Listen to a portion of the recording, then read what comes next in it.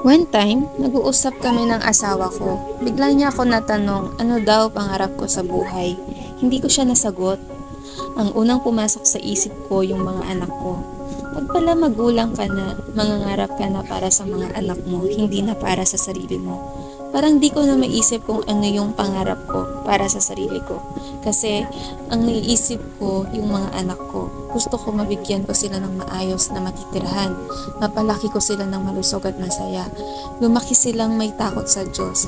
Mapakain ko sila ng tama. Mabigyan sila ng magandang kinabukasan. Mapagtapos ko sila ng pag-aaral at makita ko silang successful sa buhay. May peace of mind ako kapag alam kong safe sila. Kapag masaya sila at kapag healthy sila. Yung walang mga sakit ba at kapag tulog sila. Haha, joke lang. Sabi nga nila, libre ang mangarap, diba? Hindi masama ang mangarap.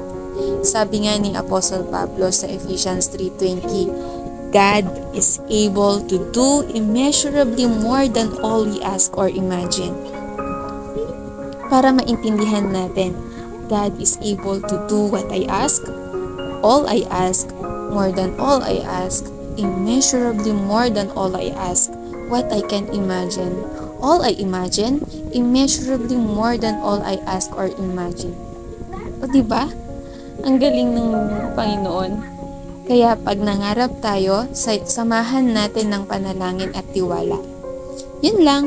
Salamat sa panonood at pakikinig. Please follow and subscribe. Like a Hellcat.